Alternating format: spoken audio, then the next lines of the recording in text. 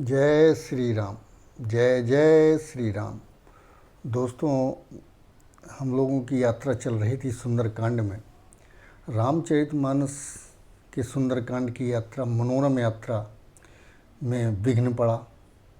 और जानते हैं कि अच्छा कोई भी कार्य किया जाए इस संसार में तो अनेकों विघ्न उत्पन्न होते हैं, और राम के नाम लेने पे तो विघ्न आएंगे ही।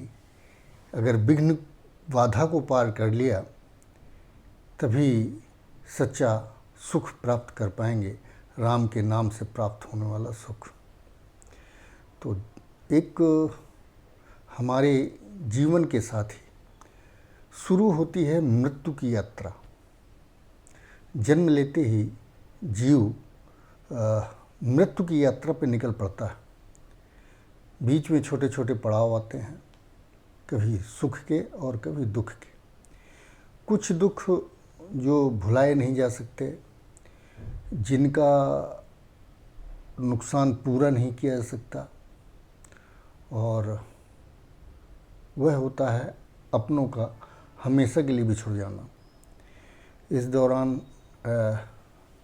जब यह यात्रा रुकी, उसका कारण भी यही रहा कि हमारे अग्रज भाई थे श्री बुद्धि प्रकाश मिश्र, जिनको कोरोना ने अपना ग्रास बना लिया। और मृत्यु का कारण कोई ना कोई होता है, तो कोरोना एक कारण बना। और उसमें कहना यही है, और समझ में भी यही आता है कि उसमें बहुत सारा हाथ उस अस्पताल का भी था जहां वो अपने स्वास्थ्य के लिए, स्वास्थ्य रक्षा के लिए गए हुए थे। उन्होंने ही कुछ गड़बड़ करी या क्या किया, ये तो अब ईश्वर जानेगा और राम जानेंगे। और तो मृत्यु तो वो सत्य है कि एक कथा मुझे याद आती है, मैं आपके साथ बांटता हूँ उसको, आज सुनिएगा। बड़ी ही अद्भुत कथा है। गौतम बुद्ध, भगवान बुद्ध जब बुद्धत्व को प्राप्त हुए और एक महान संत की तरह अपने धर्म के प्रचार के लिए और मानव के सुख के लिए भ्रमण कर रहे थे वो पूरे संसार का, तभी एक नगरी में पहुँचे।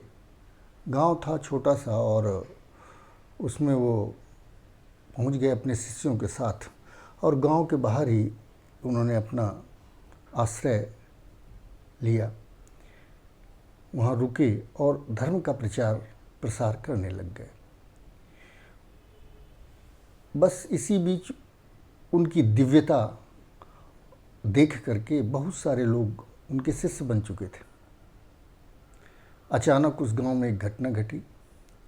एक विधवा थी, उनके एक ही पुत्र था और उसका निधन हो गया। उस तड़पन को वो विधवा बर्दाश्त नहीं कर पा रही थी, रो रो के बुरा हाल। तभी गांव के कुछ लोगों ने उसे सलाह दी कि तुम इतना मत तड़पो, एक भगवान का रूप आया हुआ है हमारे गांव, चलते हैं उनके पास और उनसे कहते हैं कि तुम्हारे पुत्र को ज़िंदा कर दे, क्योंकि तुम्हारा यही एक सहारा था और वो भी ईश्वर ने छीन लिया, तो ईश्वर ही उसे वापस कर सकते हैं। और ईश्वर हमारे गांव आए हुए हैं गौतम बुद्ध के रूप में।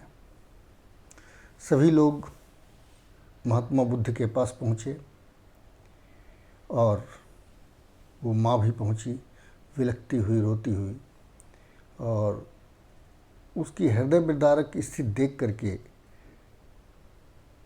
बुद्ध भी विह्वल हो गए। उन्होंने कहा, माता रो मत। और तो माँ कहती है कि सुना है प्रभु, आप ईश्वर के अंश हो और आप मेरे पुत्र को जीवित कर सकते हो। बुद्ध ने कहा कि चलिए मैं एक बार उनको देख लेता हूँ। और अगर ईश्वर की कृपा हुई तो अवश्य आपका पुत्र आपको मिलेगा। और बुद्ध सभी लोगों को लेकर के और जहाँ पे वो शव रखा हुआ था उसके पुत्र का, उसके पास पहुँचे। उन्होंने कहा, माँ, चूँकि मृत्यु सत्य है और मृत्यु को टाला नहीं जा सकता, जब जिसका समय होगा उसको मृत्यु ले ही जाएगी। जन्म के साथ मृत्यु की यात्रा, और कुछ की यात्रा पहले समाप्त हो जाती है और कुछ काफ़ी दिनों तक यात्रा करते हैं, तब प्रभु अपने पास बुलाते हैं। और मृत्यु सत्य है, लेकिन आत्मा नहीं मरती। ये शरीर मरता है जो यात्रा में आपका साथ देता है। जो आत्मा का साथ देता है ये शरीर, वही नष्ट होता है। क्योंकि संसार में जितनी भी वस्तुएं हैं दोस्तों, सभी को ख़त्म हो जाना है।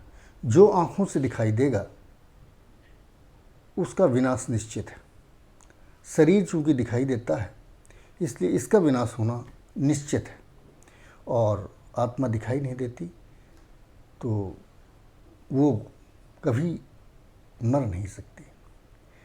बुद्ध पहुँचे उस माता के घर जहाँ उसके पुत्र का शव रखा हुआ था। उन्होंने देखा, कई तरह के प्रवचन सुनाए और बुद्धि को शांत करने की पूरी कोशिश करी कि माँ शांत हो जाए किसी तरह से, क्योंकि मृत्यु सत्य है, इसको टाला नहीं जा सकता, कोई भी नहीं टाल सकता। फिर भी वो मान नहीं रही थी, तो बोले, माँ, तुम्हारे पुत्र को मैं जिंदा कर दूंगा, लेकिन एक शर्त है, आप उस घर के आंगन की मिट्टी ले आएं जिसमें कोई मृत्यु न हुई हो। बुढ़िया दौड़ पड़ी, पूरे गांव में दौड़ी, हर घर में पूछा कि आपके यहाँ कोई मृत्यु हुई क्या। सभी के घर से, सभी के पास से यही आवाज़ निकली कि हमारे यहाँ भी मृत्यु हुई है।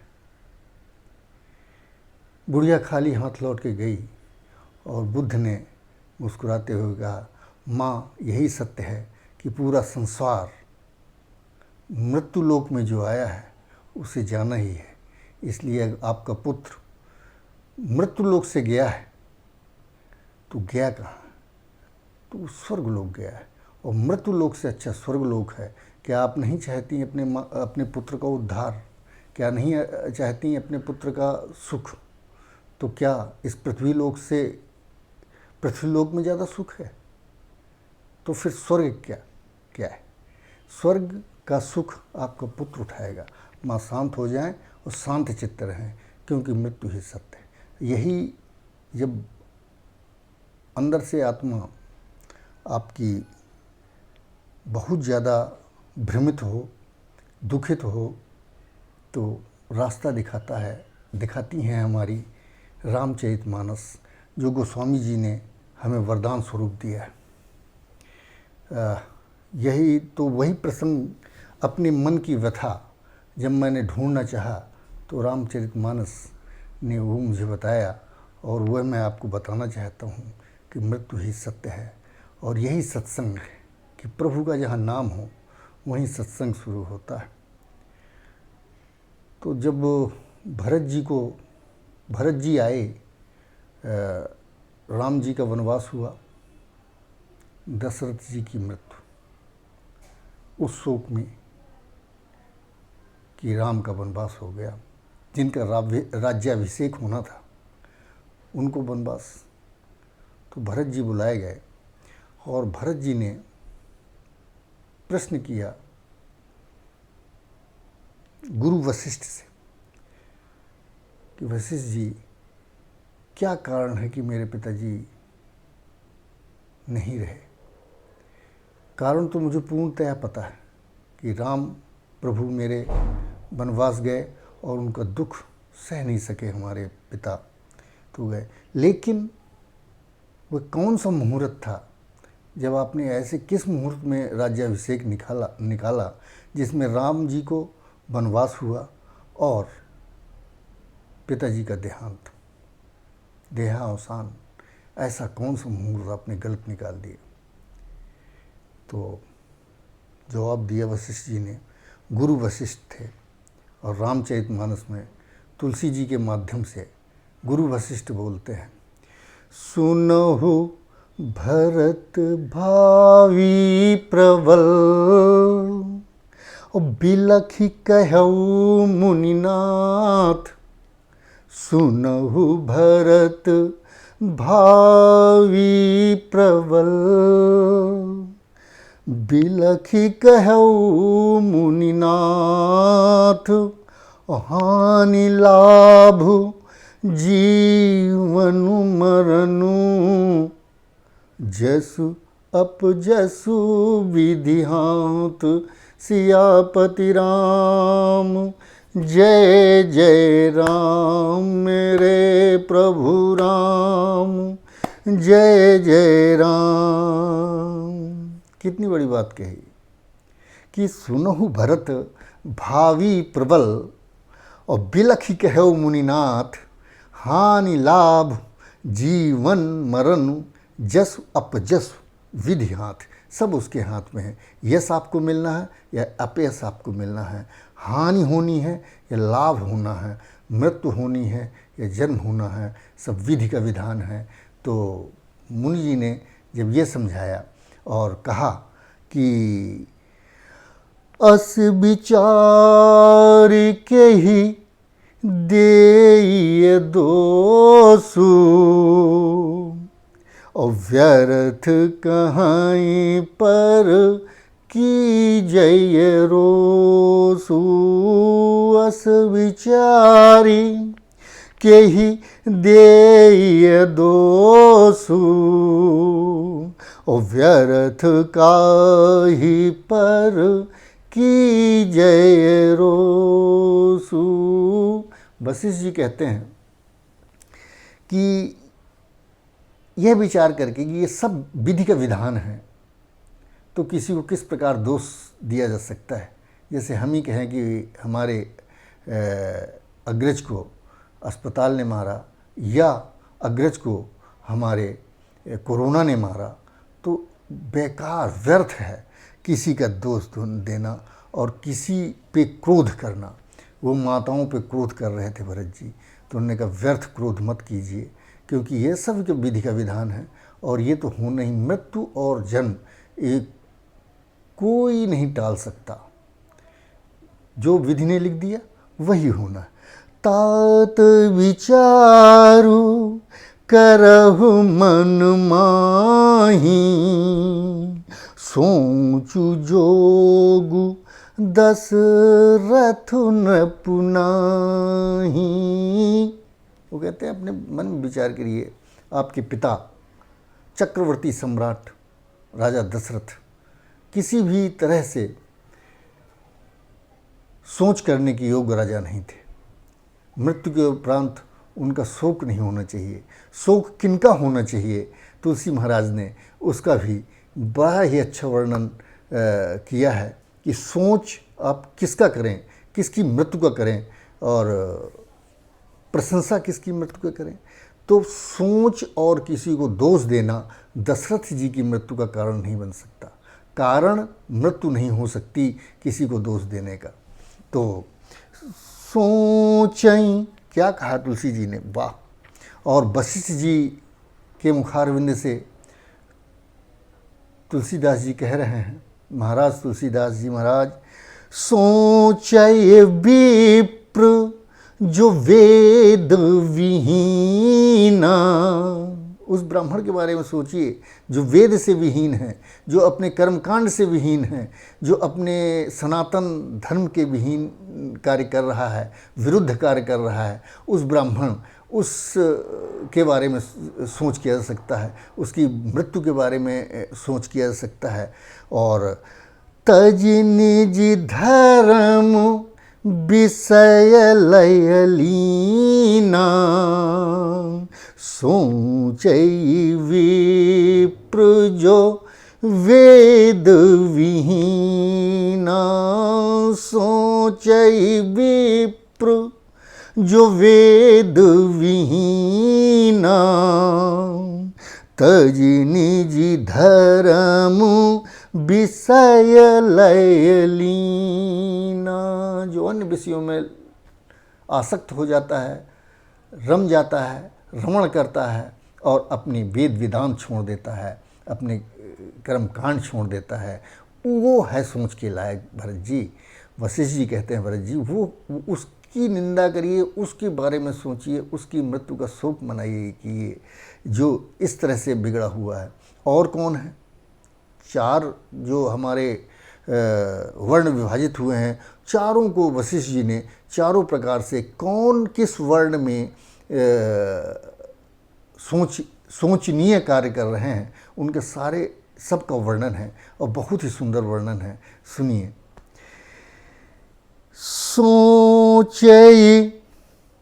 सोचय नृपति जो नीति न जाना। उस राजा के बारे में सोचिए जो नीति नहीं जानता, जो नियम नहीं जानता, जो नियम का पालन नहीं करता। और जय ही न प्रजा प्रिय प्राण समाना। उस राजा के बारे में सोचिए जो नीति नहीं जानता और अपनी प्रजा को प्राणों की तरह प्यार नहीं करता। वो राजा जो अपनी प्रजा को प्राणों से ज़्यादा प्यार करता है, उसके बारे में तो सोचने की बात ही नहीं है। वो राजा दशरथ थे। और जो अनीति करता है, अपनी प्रजा पे अत्याचार करता है और प्रजा को अपने अधीन गुलाम समझता है, उस राजा के बारे में सोचिए जो नीति विरुद्ध काम करता है, नीति जानता ही नहीं है, उसके विरुद्ध ही हमेशा रहता है। और सोचय बयसु कृपन धनवानु। सोचय बयसु कृपन धनवानु। जो न अतिथि शिव भगति सुजानु। उस वैश्य के बारे में सोचिए। सोचनीय वो वैश्य है, सोचनीय वो वैश्य है जो धनवान है, बहुत ही कंजूस है, जो आए हुए अतिथि का न तो सत्कार कर सकता है उचित, और ना ही वो शिव की भक्ति कर सकता है। तो वो वैसे है सोचने लायक, वो सोचनीय है। और सोचय शूद्र विप्र अवमानी।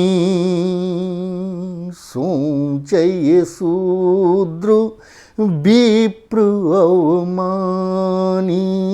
मुखर मान प्रिय ज्ञान गुमानी। उस शूद्र कोई जात नहीं है, शूद्र कोई वर्ण है, तो शूद्र जाति नहीं हो सकती, क्योंकि वाल्मीकि भय ब्रह्म समाना। अगर शूद्र उस तरह के मार्ग में चल पड़े तो भी ब्राह्मण समान है। तो शूद्र वो है जो कुमार्गामी है, कुमार्ग में चलने वाले, अत्याचार करने वाले, वो शूद्र की श्रेणी में आते हैं। अपना कर्म सफलतापूर्वक करने वाला कभी शूद्र नहीं हो सकता। जिसको जो कर्म मिला है वो कर्म पूरी तरह से करता है, तो कर्म ही पूजा है, ऐसा करके हमारे उसमें वेदों में बोला गया है कि कर्म ही पूजा। तो जो कर्म करता है वो कभी शूद्र नहीं हो सकता। शूद्र हैं जो अनीति पूर्वक कार्य करते हैं और कुमार्ग पे चलते हैं, तो उन्हें कहते हैं वो कुमार्ग पे चलने वाले। जब ब्राह्मण वेद पाठी ब्राह्मण का अपमान करते हैं और अपने अभिमान में कि उन्हें बहुत बड़ा ज्ञान है, ऐसा गुमानी बन जाते हैं, अभिमानी बन जाते हैं, वो निंदनीय है, वो सोचनीय है। ऐसा तुलसी महाराज ने कहा है हमारे वशिष्ठ मुनि के माध्यम से और रामचरितमानस में, और आगे भी उन्होंने कहा कि और कौन सोचनीय है इस समाज में। सोचय पुण्य पति वंचक नारी सोचई पुनिपति वंचक नारी कुटिल कलह प्रिय इच्छाचारी कुटिल कलह प्रिय इच्छाचारी। वह नारी भी सोचनीय है, निंदनीय है, जो पति से विमुख किसी और पराये उसका ध्यान करती है या ऐसी व्यभिचारिणी बनती है, और दूसरी स्त्री जो कुटिल है, कलह करती है, कलह प्रिय है, इच्छाचारी है, अपनी इच्छाचारिणी मतलब व्यभिचारिणी ही कह लीजिए, ऐसी स्त्री भी सोचनीय है। सोचय बटु निज व्रत परिहरई जो नहीं गुरु आयसु अनुसरई। वो शिष्य, वो बटु, वो ब्रह्मचारी जो अपना ब्रह्मचर्य छोड़ करके, अपनी गुरु का आदर न करके, गुरु का अनुसरण न करके, गुरु की आज्ञा नहीं मानता, वो भी निंदनीय है, वो भी सोचनीय व्यक्ति है। तो ऐसा कह के भरत जी को समझा रहे हैं हमारे वशिष्ठ मुनि। और इससे पता चलता है कि मृत्यु उसकी सोचनीय है जो इस धरा पे कुटिल और कुमार्ग में चलने वाले थे। और मेरी 50-55 साल की आयु में मैंने कभी अपने भाई को, अपने भैया को किसी पे नाराज़ होते हुए नहीं देखा, कभी किसी पे डांटते डपटते या चिल्लाते हुए नहीं सुना। और सादा जीवन, उच्च विचार और हमेशा धर्म का पालन करना और रामचरितमानस का पाठ करना, यही उनका नित्य कर्म था। और अपनी आजीविका चलाने के लिए जो भी उनको सर्विस मिली हुई थी, उसकी जिम्मेदारी के साथ पूर्ण करना, ये उनका जीवन चरित्र रहा है। और आज हम सभी दुखी थे, लेकिन ये रामचरितमानस हम सबको उस कष्ट से उबार रही है। और आप सभी से निवेदन है कि रामचरितमानस का पाठ नित्य करें, चाहे 2 दोहे, 4 दोहे, जितने भी आपसे बन पड़े उसको करें। और अपने घर पे, अपने जीवन पे, अपने समाज पे इसका रामचरितमानस का परिणाम क्या होता है उसका स्वयं ही आप साक्षी होंगे जब इसकी सेवा करेंगे, इसका मनन और अध्ययन करेंगे। ये बहुत ही पवित्र ग्रंथ लिख दिया है हमारे महाराज तुलसी जी ने। एक कथा है, मैं आज वो भी सुना देता हूँ आपको। इनके समकालीन कवि थे रसखान जी, जो कृष्ण भक्त थे और एक राजा के यहाँ सेनापति हुआ करते थे। रसखान जी बहुत ही उच्च कोटि के कवि थे और उनकी कविताएं उनके शासक को भी बहुत पसंद थी। और उस शासक ने एक बार तुलसीदास जी के बारे में बहुत सुना और इनकी चर्चाएं तो पूरे देश में छाई हुई थी कि एक महान संत, महान कवि एक महान ग्रंथ लिख के बैठे हुए हैं। तो भरे दरबार में रसखान जी बुलाए गए, उनके राजा ने बुलाया और रसखान जी से बोला, रसखान जी आज ये बताएं कि रहीमदास जी, उन्हीं को रसखान बोलते थे, वही रहीमदास जी हैं। तो रहीमदास जी आप ये बताएं कि कवियों में आप बड़े हैं या आपके मित्र तुलसीदास? मित्र थे। और रसखान जी ने चूँकि उनके लिए लिखा भी था, सुरतीय नरतीय नागतीय सब चाहत अस होय, और गोद लिए हुलसी फिरे तुलसी सा सुत होय। इनकी जो आखिरी छंद था, आखिरी लाइन थी, ऊपर की लाइन तो तुलसी महाराज ने लिखी थी और उसको पूरा किया था इस चौपाई को हमारे रसखान जी ने और तुलसी जी के सम्मान में। तो उनसे जब पूछा गया कि आप बड़े कवि या आपके मित्र तुलसी बड़े कवि, तो उन्होंने कहा कि महाराज, जहाँ तक कवियों की बात करते हैं तो कवियों में तो मैं ही बड़ा हूँ, और प्रभु जो मेरे मित्र तुलसी हैं, संत हैं, और उन्होंने जो पवित्र ग्रंथ लिखा है रामचरितमानस, वो ग्रंथ नहीं, वो मंत्रों का समूह है जो सारे कष्ट हरण कर सकता है। तो उसको कवि न कह करके अपने मित्र को मैं तांत्रिक कहता हूँ, क्योंकि उसने मंत्रों की संरचना करी हुई है अपने ग्रंथ में। जय जय तुलसीदास जी महाराज की जय।